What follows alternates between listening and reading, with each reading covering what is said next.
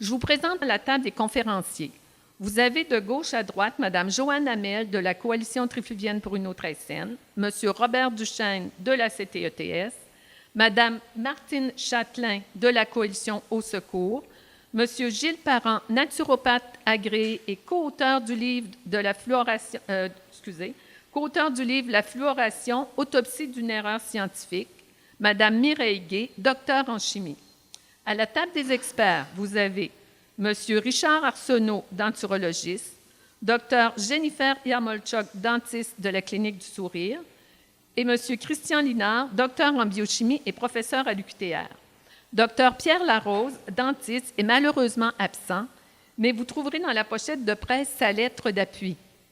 Ces experts ne prendront pas la parole, mais resteront disponibles à la fin de la conférence pour les questions et les entrevues. Concernant les lettres d'appui, nous avons reçu plusieurs lettres d'appui, dont, entre autres, celle du réseau environnement, que vous trouverez également soit dans la pochette de presse, soit sur la clé USB. Sans plus tarder, je vous présente notre première participante, Mme Joanne Hamel. Joanne est co-porte-parole de la CTETS. Elle est diplômée en relations industrielles et possède un diplôme en santé au travail de l'Université Laval. Elle a plus de 35 ans d'expérience comme gestionnaire dans le réseau de la santé et elle enseigne à l'UQTR la prévention des maladies professionnelles dans une approche de santé publique dans le cadre du certificat en santé et en sécurité au travail. Je laisse maintenant la parole à Mme Joanne Hamel. Merci, Nicole. Bonjour tout le monde et merci d'être là.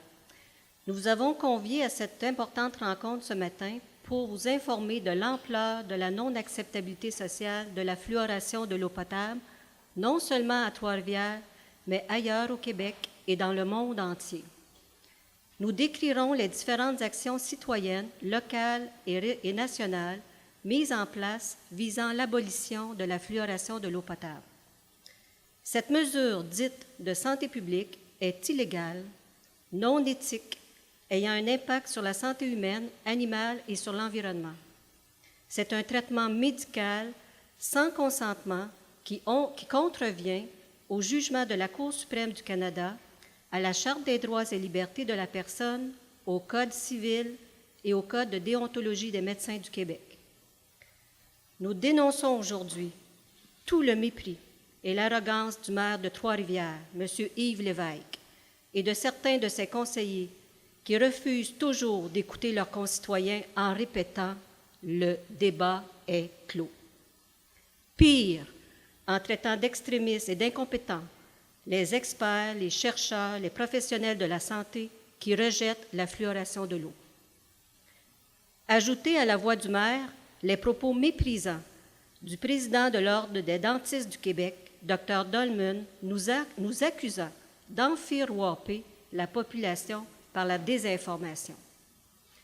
Nous dénonçons également le mépris et la condescendance de Mme Isabelle Goupil-Sommani de la Direction de santé publique, du ministère de la Santé et Services sociaux et de ses fonctionnaires qui refusent encore aujourd'hui de répondre aux préoccupations citoyennes.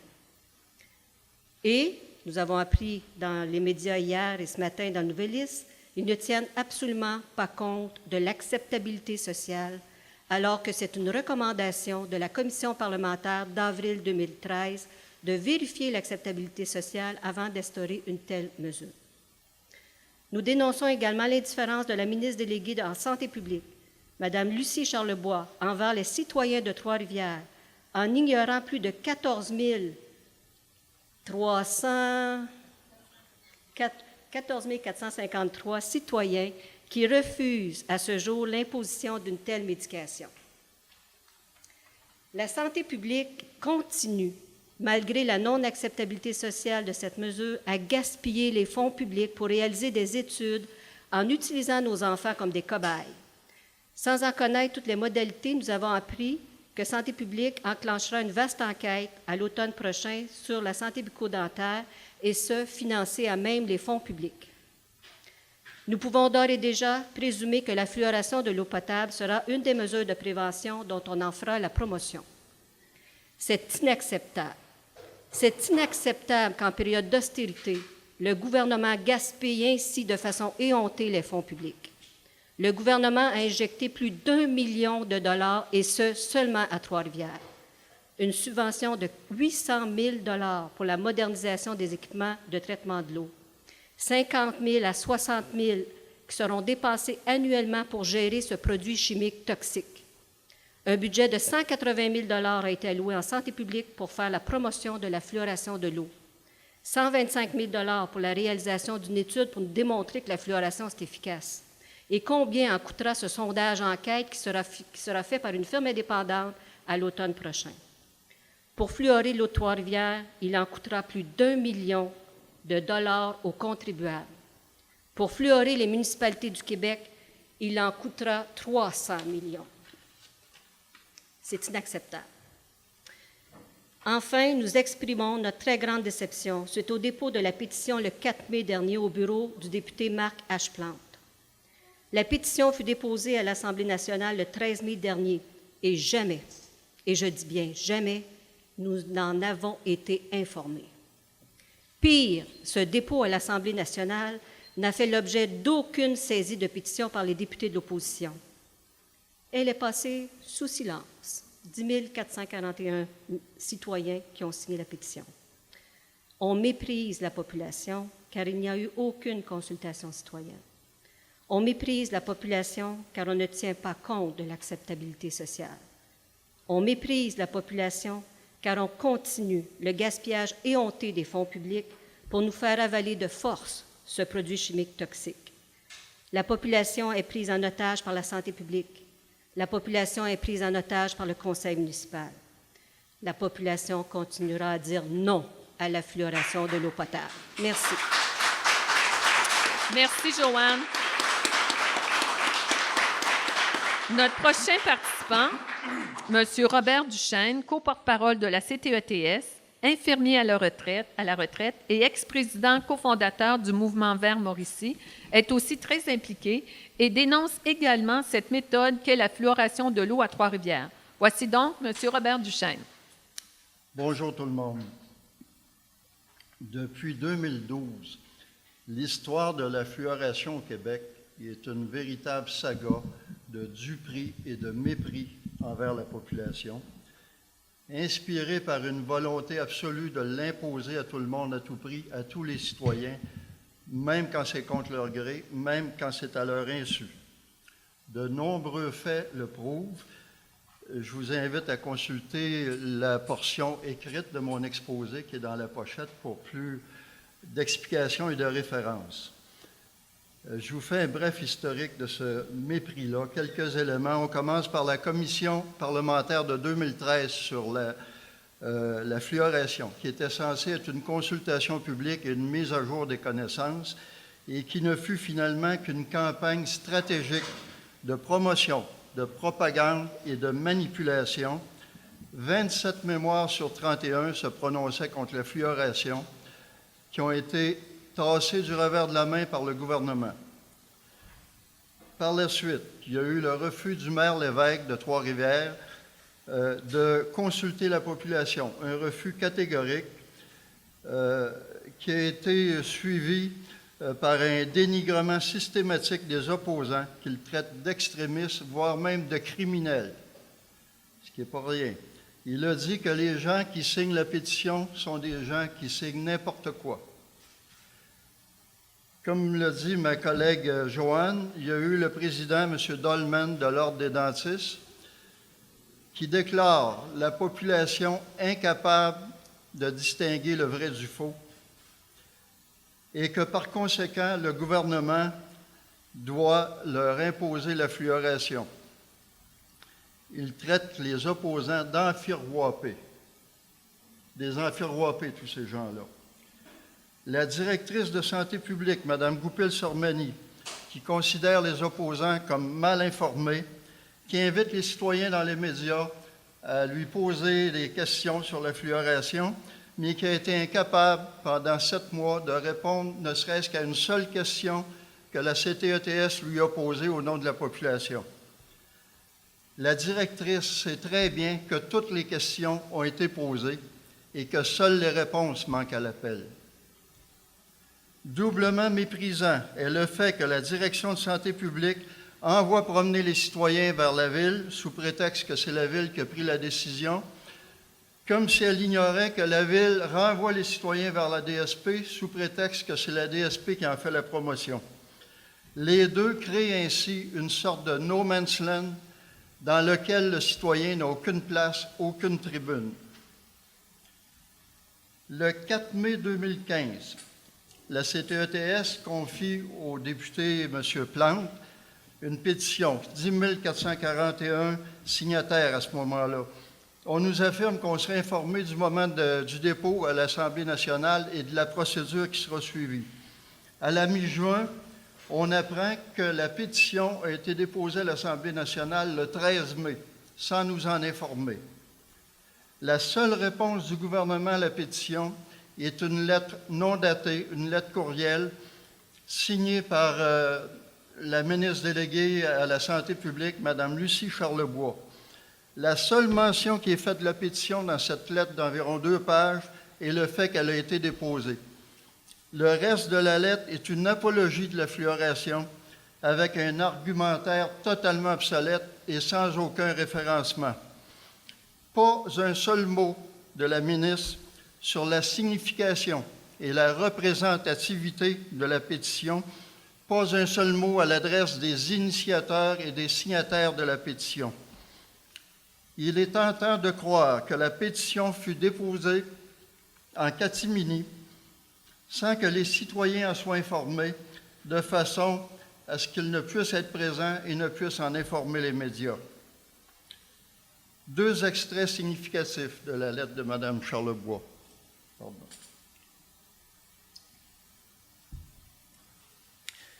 Mme Charlebois dit dans la lettre « La fluoration de l'eau potable n'est pas une mesure imposée et le fluorure employé n'est pas considéré comme un médicament. » Comment la ministre peut-elle affirmer que la fluoration n'est ni une médication ni une mesure imposée, alors que la Cour suprême du Canada définit la fluoration comme étant, et je cite, « une médication de masse et un traitement médical collectif coercitif », la Cour suprême.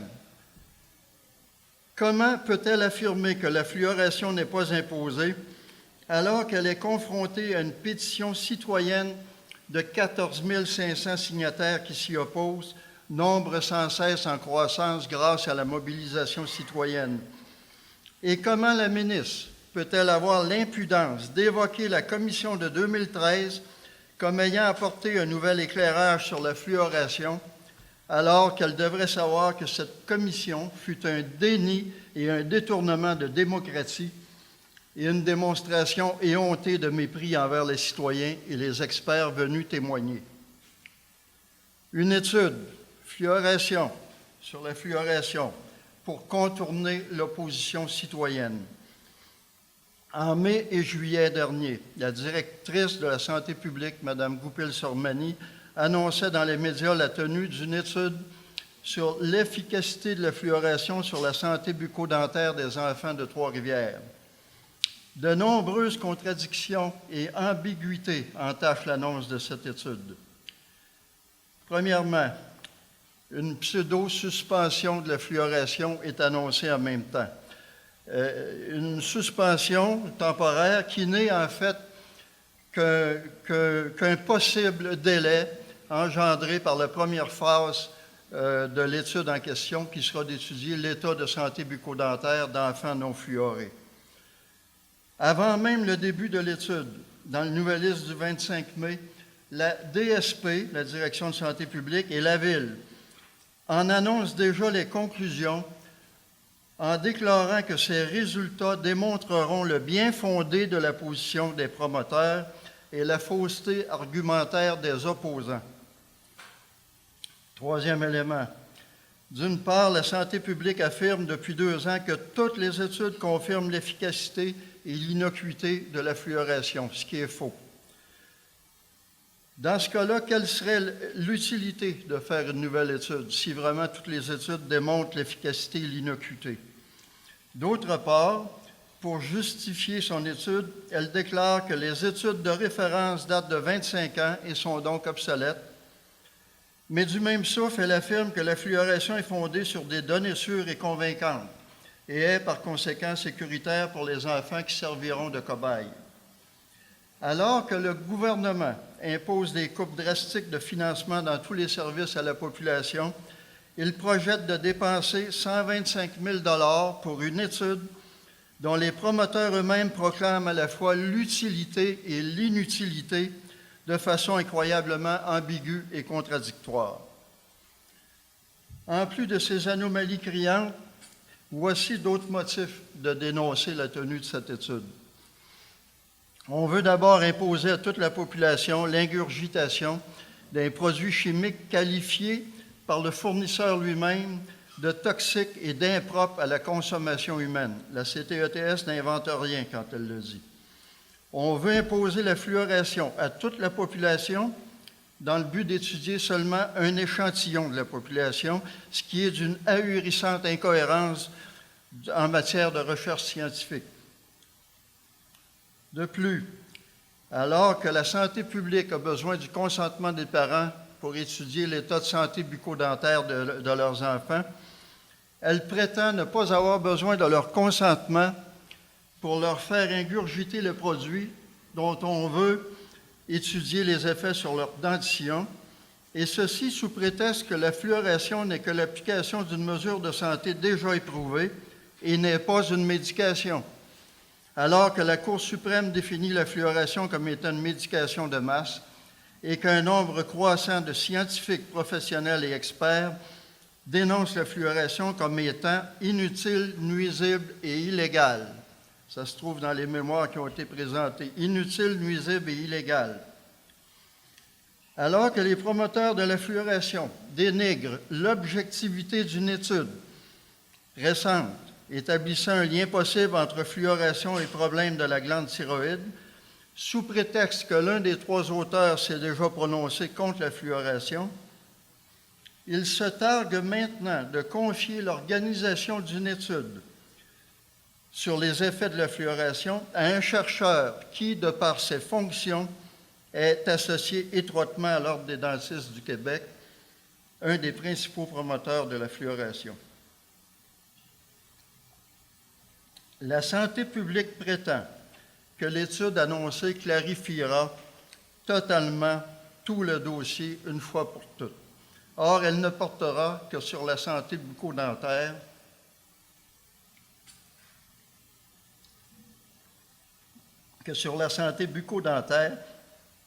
sans toucher aux autres aspects incontournables que sont la santé générale de la population,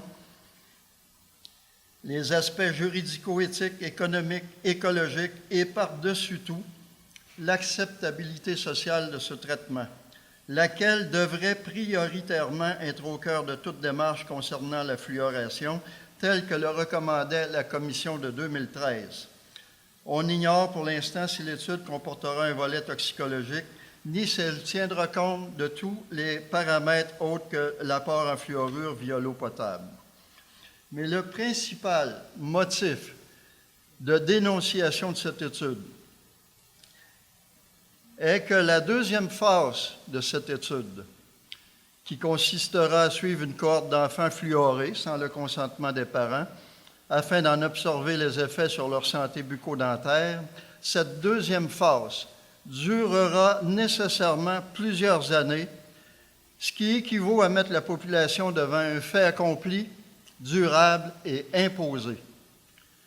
En conclusion de notre analyse, considérant les nombreuses anomalies et contradictions évidentes dans l'annonce de cette étude, considérant que la tenue de cette étude impliquera la fluorescence de tous les citoyens contre leur gré et même à leur insu, et ceci pour plusieurs années, considérant de ce fait les accrocs impliqués par cette étude à des lois, à la Charte des droits de la personne et au Code de déontologie médicale, par conséquent, la CTETS dénonce fermement la tenue de cette étude qui, de toute évidence, fait partie d'une stratégie globale pour contrer l'action de la CTETS et pour contourner la volonté citoyenne.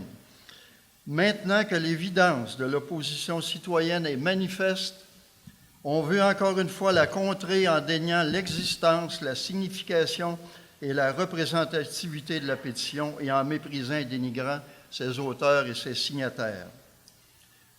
Et je vous rappelle, comme vous le savez probablement, dans le Nouvelliste de ce matin, Mme Goupil-Sormani déclare que l'acceptabilité sociale ne fait pas partie du mandat de santé publique. Ne fait pas partie du mandat de santé publique, alors que la principale recommandation de la Commission de 2013 était de tenir compte de l'acceptabilité sociale. C'est absolument aberrant. C'est aberrant, c'est méprisant, c'est condescendant. Elle nous parle d'études, encore une fois, il ne s'agit pas d'une guerre d'études. La question n'est même plus de savoir si la fluoration est efficace ou non. La question est, la population en veut-elle? Les résultats de la pétition et les propos des citoyens démontrent clairement que la réponse est « nous n'en voulons pas ». Pour paraphraser les paroles de la directrice Goupil-Sormani elle-même, son rendez-vous avec la population est raté. C'est ce qu'il nous a dit à la CTETS.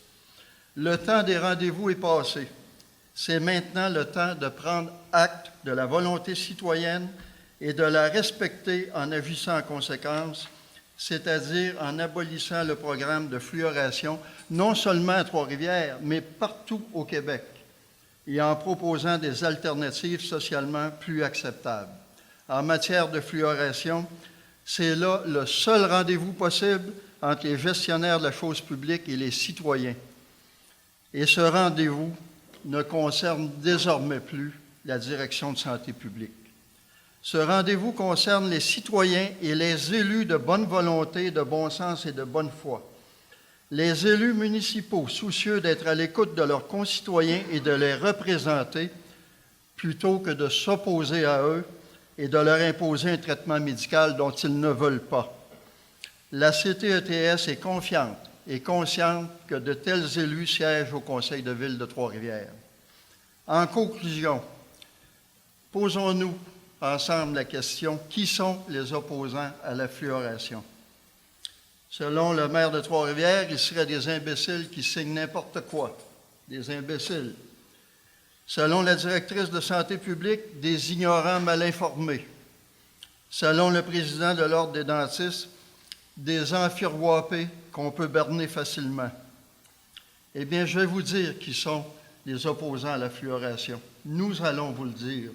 Les opposants sont des citoyens responsables, soucieux de leur santé et de celle de leurs concitoyens, soucieux de leur environnement et soucieux de ce qu'on fait avec leurs impôts. Qui sont les opposants à la fluoration? Ils sont les principaux intéressés, les citoyens, les bailleurs de fonds et les bénéficiaires présumés de ce traitement médical, ceux qui, de ce fait, devraient être considérés comme des interlocuteurs prioritaires et privilégiés, plutôt que d'être ignorés, dénigrés, insultés et méprisés par les promoteurs de la fluoration. Nous sommes les citoyens et nous refusons la fluoration. Nous refusons que le réseau d'approvisionnement en eau potable serve de véhicule pour administrer une médication de masse.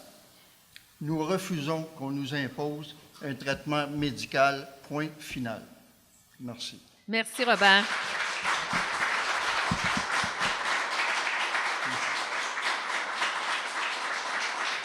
Pour ce qui est de notre prochaine participante, Mme Martine Châtelain, elle est la présidente de Au Secours, la Coalition québécoise pour une gestion responsable de l'eau.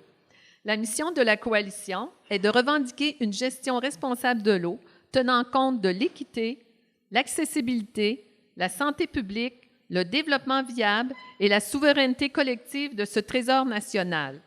Au Secours regroupe plusieurs comités de citoyens qui refusent la fluoration dans plusieurs villes du Québec. Accueillons sans plus tarder Mme Martine Châtelain. Bonjour. Depuis 2008, la Coalition accompagne et appuie des comités de citoyens aussi engagés que la CTETS. Au cours des dernières années, la fluoration de l'eau potable n'a cessé d'être contestée dans plusieurs municipalités et surtout dans toutes les municipalités où on a essayé de l'imposer à la population. À chaque fois l'issue de cette mobilisation citoyenne a toujours été la même. Ça a été l'abolition de la fluoration dans les villes où elle était contestée. Parfois, simplement, l'information pertinente aux élus municipaux a suffi à ce que les conseils décident de mettre terme à la mesure, comme ce fut le cas à Verchères. En 2012, les comités de citoyens et les groupes qui sont concernés par la question ont constitué un réseau informel qui s'appelle le réseau Sans fluor, dont l'objectif est l'abolition du programme de fluoration au Québec. Si Au Secours soutient les groupes de citoyens qui demandent son aide, jamais elle n'a été à l'origine de ces comités. Elle répond simplement aux appels au secours des citoyens. Depuis le début des années 2000, la fluoration au Québec est en constante décroissance. De 2000 à 2014, les villes de Laval, Sainte-Thérèse, Boisbriand, Blainville, Saint-Janvier, de Mirabel, Sainte-Marie-de-Beauce, Gatineau, Verchères, Bécancour et Fermont ont toutes pris la décision de mettre un terme à la fluoration de leur eau potable. Pour sa part, Gaëtan Ruet, le maire d'Amqui, s'est prononcé clairement contre la fluoration et dans le contexte de la commission parlementaire de 2013, a convaincu 80 de ses collègues maires et mairesses de voter une résolution demandant l'arrêt de la fluoration et de mettre un terme au programme. Vous avez le nom de ces municipalités sur une liste qui est dans votre pochette. Il y avait aussi la ville de Shawinigan, tout près d'ici, qui était parmi ces 80 municipalités. L'administration de Montréal nous a assuré que jamais elle n'allait fluorer l'eau de la ville. Dans le cas de Longueuil, la municipalité a dit non à la fluoration en estimant que c'est au gouvernement de l'imposer s'il la juge essentielle. En 2008, les Amis de la Terre de Québec, dont certains représentants sont ici, ont obtenu l'arrêt de la fluoration dans la capitale nationale. En 2010, c'est Beaupré qui se lance dans une lutte et a gain de cause.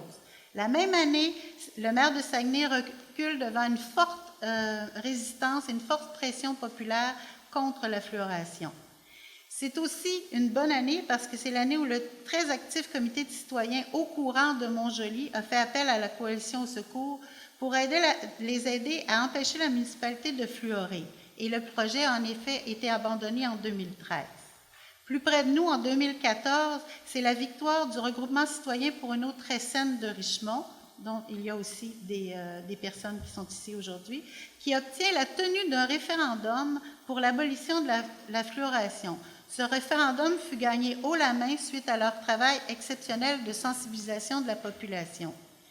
Quelques mois plus tard, c'est à la ville de La Prairie d'abandonner la fluoration suite à des pressions citoyennes du comité sans fluor de la Vigile verte de La Prairie avec l'aide d'Au secours. Un mouvement s'est amorcé à Châteauguay. C'est l'une des 5 dernières villes qui restent à fluorer l'eau potable. Et ça veut dire qu'il y a moins de 2,5 % de la population du Québec qui est encore fluorée. Et c'est suite au fait que personne n'en veut. Alors, tous ces exemples devraient être suffisants pour comprendre que comme les 14 000 quelque chose citoyens et citoyennes qui se sont joints à la CTETS pour signer la pétition, que jamais la CTETS n'acceptera et jamais les citoyens de Trois-Rivières n'accepteront que leur eau soit fluorée.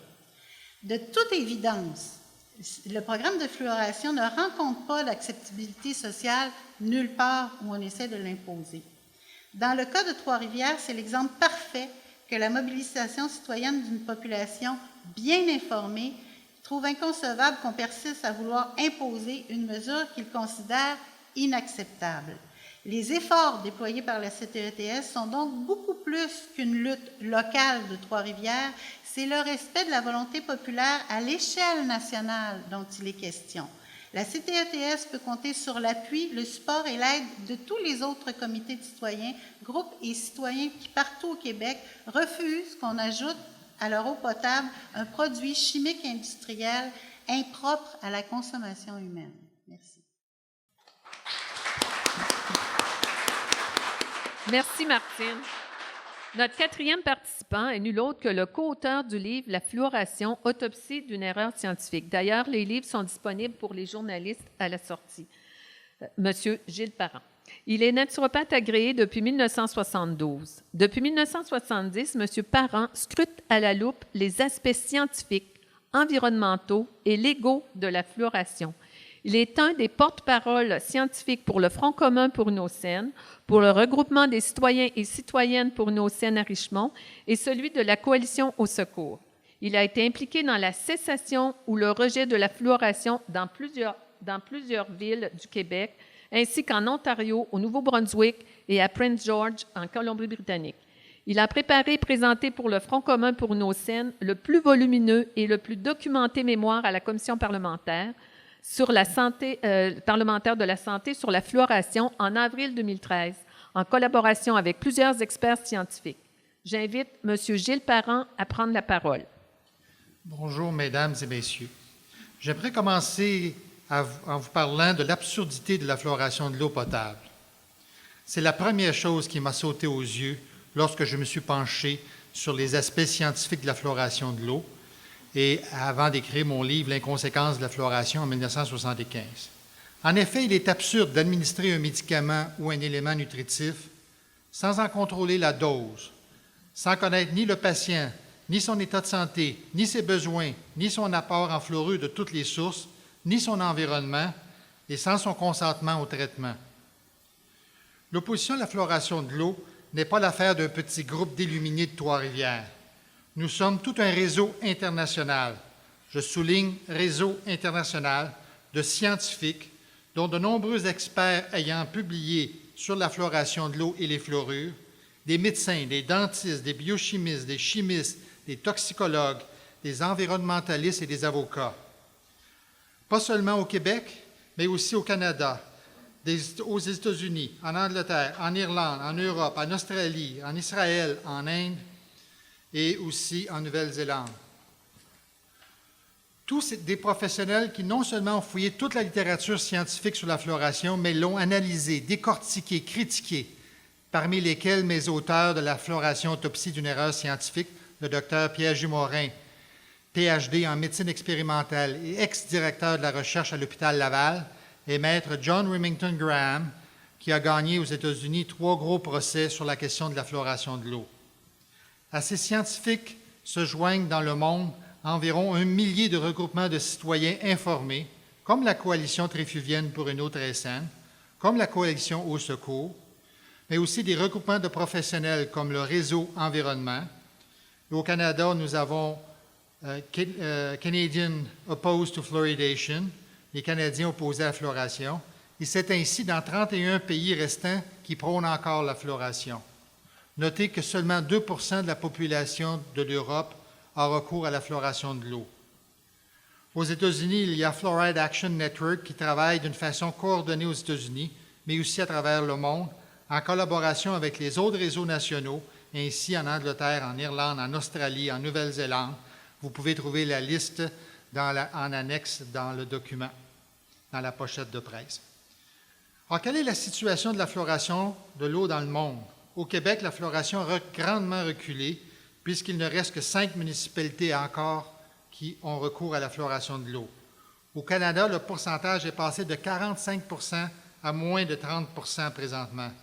D'ailleurs, une poursuite à laquelle nous collaborons a été déposée au sujet de la fluoration contre le réseau de la région de Peel et le gouvernement de l'Ontario. Aux États-Unis, si la fluoration gagne encore un peu de terrain, c'est parce que des lois ont rendu la fluoration obligatoire. Mais ceci n'est pas dans tous les États. Alors, dans les États où la fluoration, où les villes sont libres de choisir, la fluoration régresse. En Israël, la fluoration a été abandonnée parce que les tests de toxicologie n'ont jamais été effectués. Nous avons fait des investigations poussées. Elles nous ont permis de nous pencher non seulement sur les aspects scientifiques, mais aussi sur les aspects éthiques, politiques, légaux, économiques, sociaux, environnementaux de la fluoration. Nous avons fait un énorme travail d'enquête, incluant une 50aine de demandes d'accès à l'information, si ce n'est pas 60.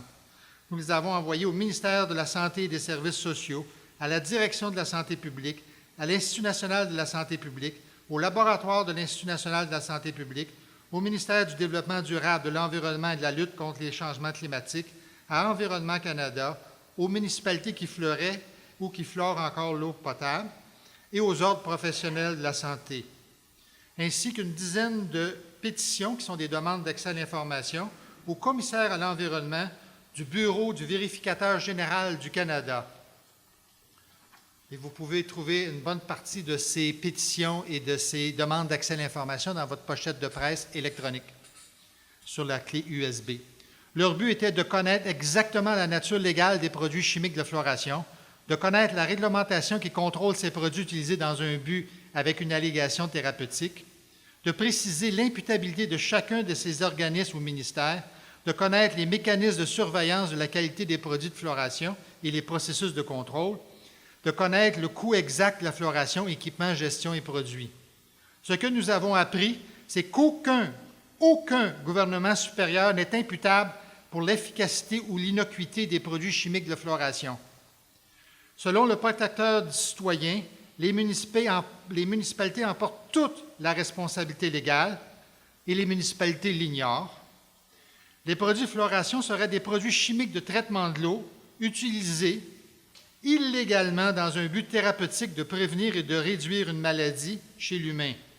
Les produits de fluoration ne sont pas homologués par Santé Canada pour cette fin. Les tests de toxicologie requis selon Santé Canada pour assurer l'innocuité des produits n'ont jamais été effectués. Les produits de fluoration ne sont pas manufacturés, empaquetés, transportés ou entreposés dans les conditions sanitaires réglementaires. Ils sont par conséquence impropres à la consommation humaine. Les coûts de la fluoration sont plus élevés que le prétendent les autorités de la santé. Les ordres professionnels de la santé ont tous refusé de répondre en déclarant que la fluoration de l'eau ne faisait pas partie de leur formation ni du champ d'exercice de leur pratique.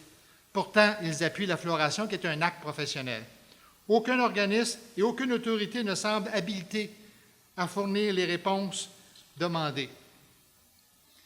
La fluoration de l'eau soulève aussi de graves problèmes légaux et éthiques relatifs à la nature et la classification légale des produits chimiques fluorés ajoutés dans l'eau pour ce faire.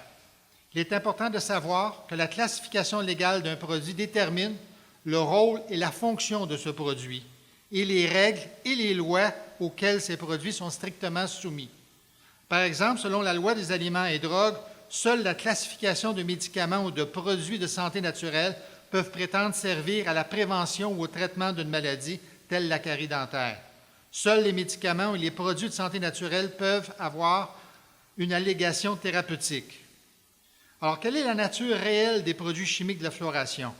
Les trois produits servant à la fluoration, qui sont le fluorure de sodium, l'acide hexafluosilicique et le fluosilicate de sodium, ce sont des produits qui ne sont pas de qualité pharmaceutique ni alimentaire, mais de qualité seulement industrielle.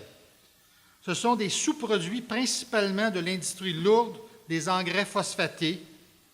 En toute réalité, ce sont des contaminants récupérés des systèmes de dépollution de ces usines. Alors, quelle est la classification finalement légale des produits de fluoration? Comme je disais tantôt, ils ne sont pas homologués ni réglementés par Santé Canada, encore moins pour un usage thérapeutique de prévention de la carie dentaire. Ils n'entrent pas dans la classification de médicaments ou de produits de santé naturelle. Il faut faire ici la différence entre le fluorure de sodium de qualité pharmaceutique, qui est réglementé, que l'on retrouve par exemple dans les dentifrices et les rince-bouches, qui sont classés comme médicaments ou comme produits de santé naturelle. C'est là que réside la partie de la tromperie. Par substitution, on a remplacé un produit de qualité pharmaceutique par un produit de qualité industrielle impropre à la consommation humaine.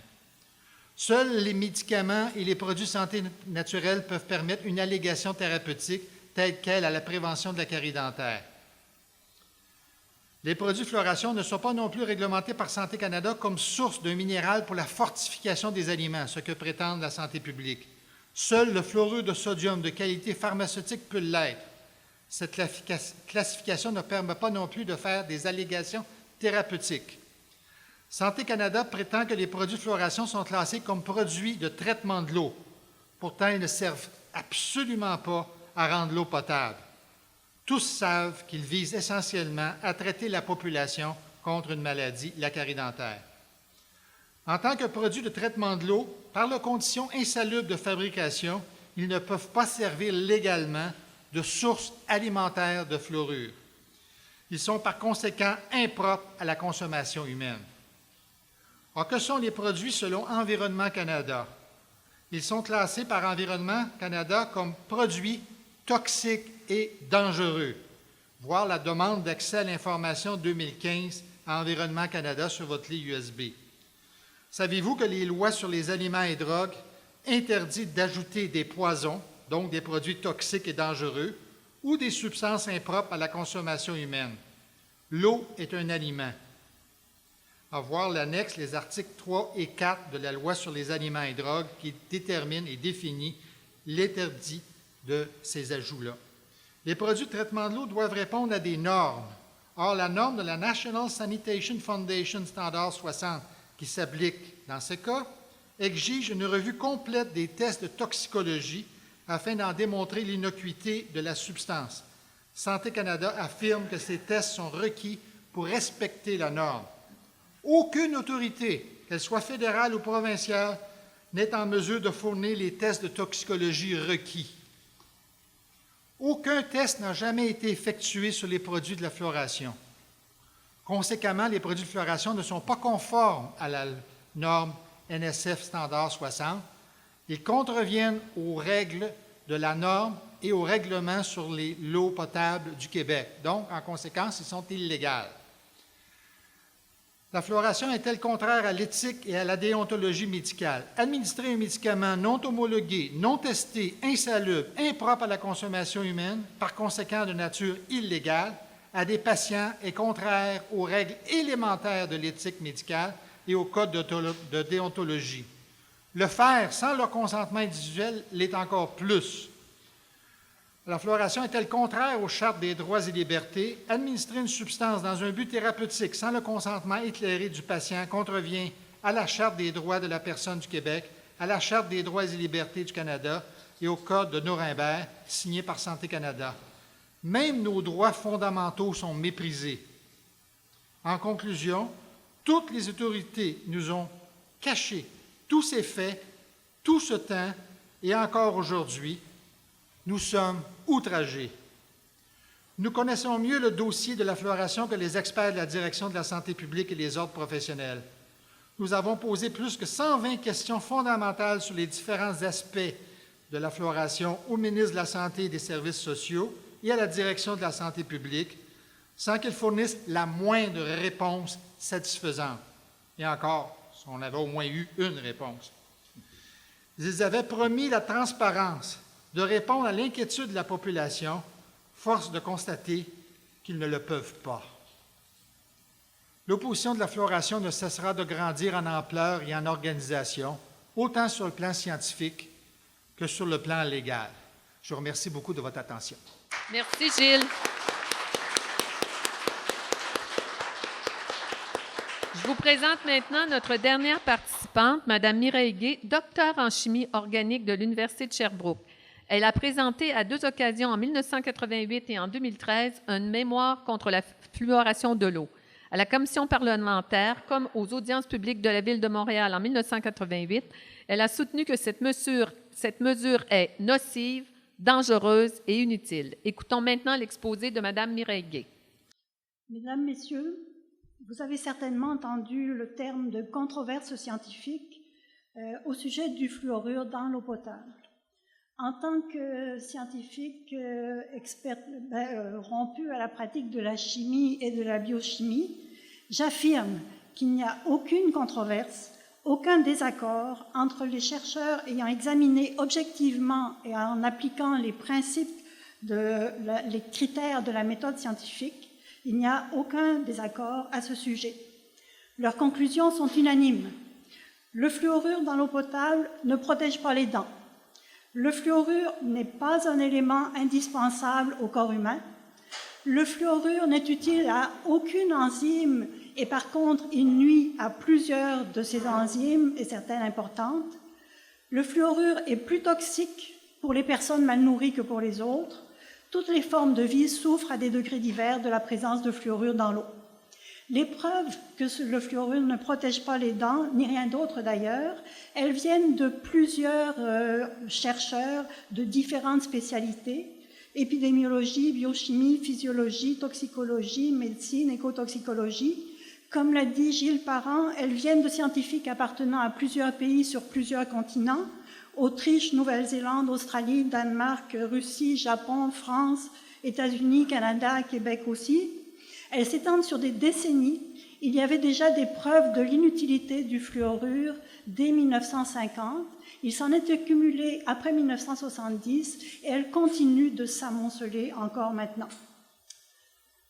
Actuellement, les partisans de la fluoration placent le mot scientifique un peu partout dans leurs discours, dans leurs écrits. Mais ils n'agissent pas en scientifique. Jusqu'ici, les adeptes de la fluoration ayant réagi en scientifique ont changé leur opinion et sont devenus des opposants à la fluoration. On a John Colquhoun, malheureusement décédé, qui était en Nouvelle-Zélande, Hardy Limebach à Toronto, Richard Arsenault ici présent. Et donc, il y a plusieurs personnes qui ont changé d'avis. Pour être un scientifique, il ne suffit pas de connaître un peu de science. Il faut la mettre en pratique avec bon sens, car le bon sens, c'est la partie la plus importante de l'intelligence humaine. Et j'ai vu des personnes sans diplôme agir et penser bien plus scientifiquement que les partisans de la fluoration. Par exemple, en disant que 99% de l'eau fluorée n'est pas bue, mais alimente les chasses d'eau ou sert au lavage. Ce n'est pas tout. Un scientifique n'affirme pas sans savoir. Sans avoir une connaissance directe et approfondie des données. Or, je doute que les directeurs de santé publique aient lu des articles originaux pour ou contre la fluoration. Ils n'en ont tout simplement pas le temps. Un scientifique tient à jour ses connaissances. Il accepte de modifier ses hypothèses et ses conclusions. Il accepte en toute humilité de confronter son point de vue avec d'autres spécialistes. Surtout, un scientifique est capable de dire, quand cela devient nécessaire, « je me suis trompé ». Pensez-vous que la formation médicale prépare à dire « je me suis trompé ». Permettez-moi maintenant de vous montrer en 90 secondes comment un scientifique travaille à partir des faits et non en les niant ou en les camouflant. 1. La concentration de fluorure dans le sang est toujours inférieure à celle de l'eau bue. 2. La concentration dans le lait maternel est inférieure à celle du sang d'une adulte. 3. On ne connaît aucune enzyme ayant besoin de fluorure. Donc, le corps humain n'a pas besoin de fluorure et l'hypothèse des années 1930-1940 est fausse. Si le fluorure s'accumule dans les dents, ce n'est pas parce qu'il est nécessaire à leur structure. Ensuite, le fluorure est un poison pour plusieurs enzymes. Le fluorure s'accumule dans les os, les dents et aussi, surprenant mais vrai, dans les ongles et les cheveux. Donc, j'émets une hypothèse, l'hypothèse selon laquelle le corps encapsule et immobilise le fluorure dans des organes secondaires pour l'empêcher de nuire aux organes principaux. C'est ainsi que le corps humain traite d'autres poisons comme le mercure. Ce phénomène, l'intégration du fluorure aux os, aux dents et aux cheveux ou au pelage chez l'animal, c'est comparable à l'encapsulation des déchets toxiques dans les lieux d'enfouissement technique, les LET. Avec cette hypothèse, la fluoration de l'eau, en plus d'être inutile et sans bon sens, devient une mesure dangereuse et contre nature. En effet, elle annihile une protection mise en place par l'évolution pour que l'être humain survive dans un milieu défavorable. Les promoteurs de la fluoration devraient se rappeler que le rôle de la médecine, c'est d'abord de ne pas nuire. Et arrivé à ce point-là, je voudrais rendre hommage aux dentistes et aux médecins qui ont maintenant et qui précédemment ont eu le courage et la droiture de s'objecter à la fluoration de l'eau. Merci de votre attention. Merci Mireille.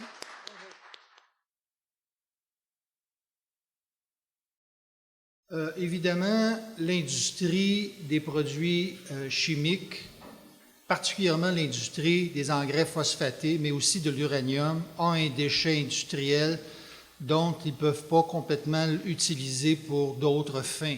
Ça sert, entre autres, pour la production de l'aluminium et ainsi de suite.